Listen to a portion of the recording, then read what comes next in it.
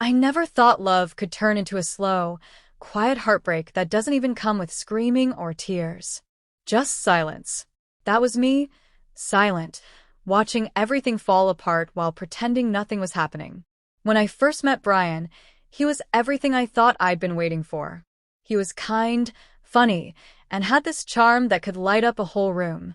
We met at a bookstore downtown. He offered to help me reach a book on the top shelf, and we started talking. One coffee turned into 3 dates. 3 dates turned into moving in together after 6 months. Everything felt like a fairy tale, until it didn't. At first, I didn't notice the signs. I was too busy loving him, planning our future, saving pictures of wedding dresses and honeymoon spots on my Pinterest board. I believed in us more than I believed in anything. Maybe that was my first mistake. The first shift happened when he stopped laughing at my jokes. That might sound small, but when someone truly loves you, even your worst joke gets a smile. Then, he stopped calling me by those cute nicknames he always used: no more babe, no more sweetheart. It was just my name now.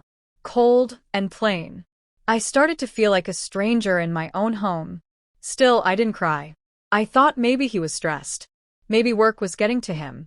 I cooked his favorite meals, left him sticky notes on the mirror with sweet messages, even ironed his shirts before he went to work. He would nod, maybe say thanks, but it wasn't the same. Then came the night that changed everything. I came home early from my part-time teaching job. The house was quiet, but not empty.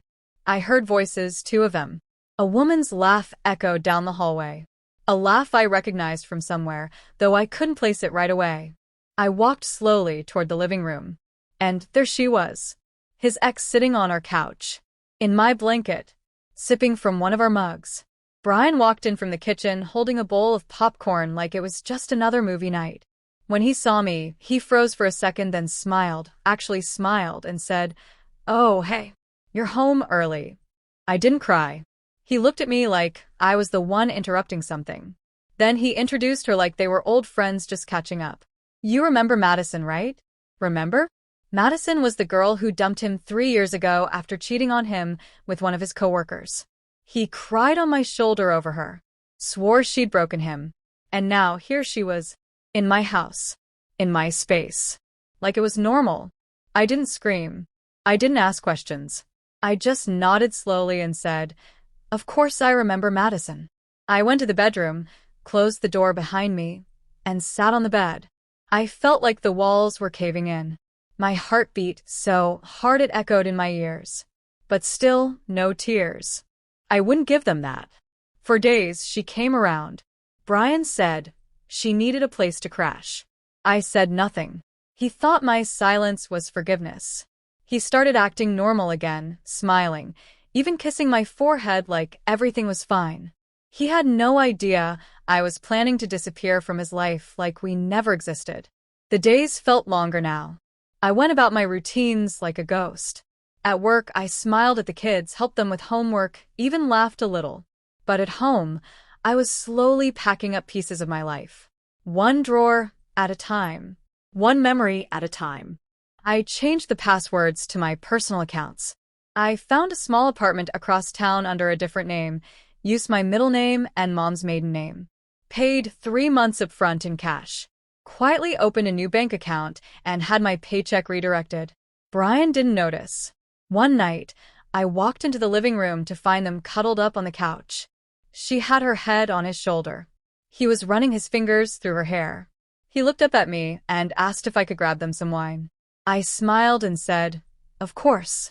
I walked into the kitchen, but instead of grabbing wine, I grabbed my car keys. I walked straight out the back door, got into my car, and drove off. I didn't even pack the last suitcase. I left my phone on the table. I deleted everything from our shared laptop the week before. Every photo, every document, every trace of me. I disappeared like we never existed. And I wasn't done yet. But that wasn't the worst part. The real revenge, the part that would leave him speechless, was just about to begin. I didn't cry. I didn't scream. I didn't even tell my best friend where I was going. I wanted to vanish so completely, it would feel like I never existed. And I wanted Brian to feel that silence, Not just hear it, but feel it sink into his bones. The apartment I moved into was tiny. A single bedroom with squeaky floors, pale yellow walls, and a view of the alley behind a grocery store. It wasn't much, but it was mine. For the first time in a long time, I breathed without feeling like I was taking up unwanted space. I slept on a mattress on the floor, made my coffee with a $10 secondhand machine, and started rebuilding my life one quiet morning at a time. I got a job at a community center nearby, still working with kids, still doing what I loved. Except now, I didn't have to come home to fake smiles and lies. Brian called once from a strange number. I didn't answer. Then he tried emailing me. Said, "Where are you? I'm worried. Madison's gone. I think I messed up." I read it. Then I deleted it. It had only been 3 weeks, and Madison had already walked out on him. Again. Typical. He really thought I was going to be there forever. That I'd sit still, broken, and wait while he played house with someone who left him in the dirt before. I didn't tell him that Madison had messaged me a week earlier. That message came late at night. A short one. "You're smarter than I thought. I thought you'd cry. But you're cold. I kinda respect it. Just so you know, I'm not staying." He hasn't changed. That was the first time I smiled since everything fell apart. Because it wasn't just about disappearing anymore. It was about leaving a space so empty, he'd never find someone to fill it again. Brian had always been the kind of guy who believed women couldn't leave him. He thought kindness meant weakness. Thought quiet meant surrender. He forgot that silence can also mean war. But I didn't want revenge just through vanishing. I wanted him to feel what I felt. Confused, abandoned, betrayed. So, I started phase 2. Remember the wedding fund we were saving up for? The joint savings account? I had access to it too. Brian, being careless, never updated the settings when I walked out.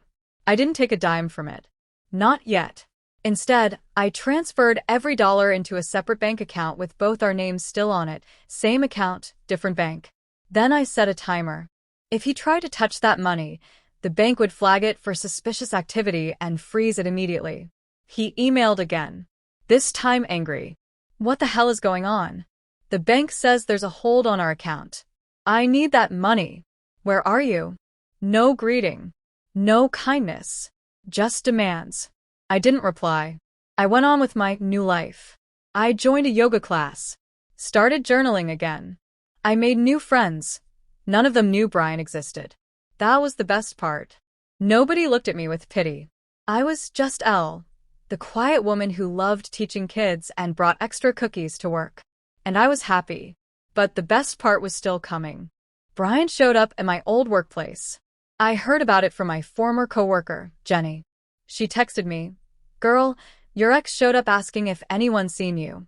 Looked like a mess. Did you move?" I just texted back, "No clue what you're talking about." He was spiraling. I could feel it. He probably walked into our old bedroom every night, hoping I'd magically reappear. I didn't. He probably asked himself why I left. I hoped he did. I hoped he sat on that couch with cold popcorn and asked himself what he did wrong, over and over again. But it was what happened next that shook even me. About a month after I disappeared, I got a knock on my apartment door. I froze. No one ever came by. I hadn't given this address to anyone. I peeked through the peephole. It was Brian. I didn't open the door. He knocked again, softer this time. Then he leaned his head against the door and whispered, "I know you're in there. I saw your car. Just please talk to me. Please." I stood there, heart pounding. My fingers itched to grab the doorknob. Not to open it, but to lock it twice over. He kept talking. "I messed up. Madison was a mistake. I thought. I don't even know what I thought. But you never even yelled. You didn't even fight. You just disappeared. I don't know how to live without you." He slid to the floor. I could hear his breathing. Heavy. Broken. I almost felt sorry for him. Almost. But I didn't open that door. He stayed there for 15 minutes. Then he left. I waited 5 more minutes, then pulled back the curtain and watched him walk down the street with his hands in his pockets, looking like a kid who lost his toy in the rain. And then, that night, I did the one thing he never saw coming. I posted the truth online. I didn't use names. Just a story. He brought his ex home. I didn't cry. He thought I forgave him until I vanished like we never existed. The post went viral. People from all over shared it. Cheated on girlfriends. Husbands who got ghosted. Women who were tired of carrying pain in silence. Brian messaged me from a new number. Is that about me? I didn't reply. Instead, I changed my number again. Because the next thing I was about to do was bigger than he ever imagined. He thought watching me leave was painful. He had no idea what was coming next. Brian had no idea that the silence was only the beginning. He thought I vanished to lick my wounds. He thought maybe I'd come back when I cooled off. But I wasn't building a wall to shut him out. I was building a world where he didn't exist. And now it was time for him to feel how deep that cut could go. You see, there's something Brian never realized during the years we were together. He wasn't just sharing a home with me, he was sharing a future that I quietly helped build. While he played the part of the charming boyfriend, I managed most of our life's gears, our finances, our shared projects, even his little side business he used to boast about to friends. That side business? The one he told everyone he ran alone? The truth is, I did the admin. I filed the taxes. I handled the logistics and the paperwork. The contracts were in both our names. And he never read them, just signed wherever I told him.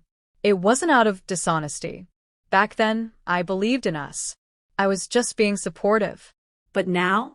That trust was my greatest weapon. One morning, a brown envelope landed on the desk of Brian's business partner. It was a formal withdrawal notice, my legal exit from the business, along with a filing for asset reassessment. I didn't want his business. I just wanted my half. He messaged me 5 times that day. Why would you do this?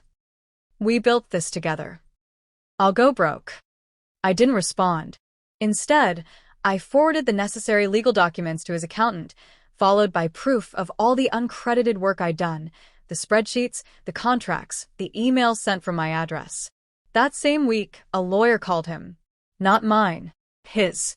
Informing him that unless he settled fairly, I could take him to court and win. He tried to call again. From a blocked number. I answered this time just to say one thing. Don't worry, Brian. I'm not coming for everything. Just enough to remind you who helped build it. Then I hung up. That night, I took myself out to dinner. Alone. No man, no makeup, no pretending. Just me and a plate of pasta at a small corner bistro. I didn't look over my shoulder. I didn't wonder if I should have handled things differently. I felt free. But while I was rebuilding my life in quiet power, Brian's was falling apart in loud, sloppy pieces. Jenny, my old coworker, texted me again. You're not gonna believe this. Brian showed up at the school yesterday. He looked off. Like unshaven, wild-eyed off. Said he just wanted to talk to someone who used to know you. I told him you left for another state. I laughed. I wasn't that far, just a city away. But in his mind, I might as well have been on the moon. That was the beauty of it. To him, I was everywhere and nowhere at the same time. In his head, in his inbox, in every empty space he walked into. But to the world, I'd moved on. I made a new account on social media. Not under my name. No selfies, no locations. Just a page full of quotes and little notes to women like me.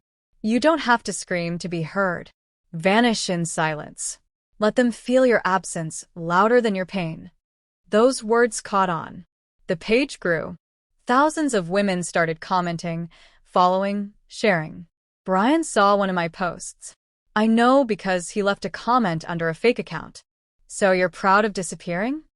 I replied not directly to him, but to the crowd. Sometimes disappearing is the loudest way to say, I'm done. The likes exploded. His comment drowned under a flood of support from strangers who understood exactly what I meant. But I wasn't done yet. Remember the apartment we used to live in together? I'd taken my name off the lease weeks ago, but I also knew the building was being sold. The new landlord was planning full renovations and had given notice to all tenants. So I sent Brian one final letter. No return address. No signature. Just one sentence. You're about to lose the last thing that still remembers me. A week later, the eviction notice came. I didn't watch. I didn't stalk his socials. But I didn't need to. I'd erased my presence so completely from his world. Even the couch we once cuddled on was about to be gone. But life, even after revenge, keeps moving. And I had learned that healing doesn't come from destroying someone. It comes from choosing yourself. So, I poured my energy into the kids at the community center. We painted murals, planted a garden, and read stories about bravery and new beginnings. One of the little girls, Lily, came up to me after class and said, "Miss L, you always smile like you know a secret." I laughed and knelt beside her. "I do," I said. "I know that sometimes being quiet is stronger than shouting, and that walking away is the bravest thing you can do." But just as I thought the storm had passed, a letter came in the mail. Handwritten. No return address. I knew that handwriting.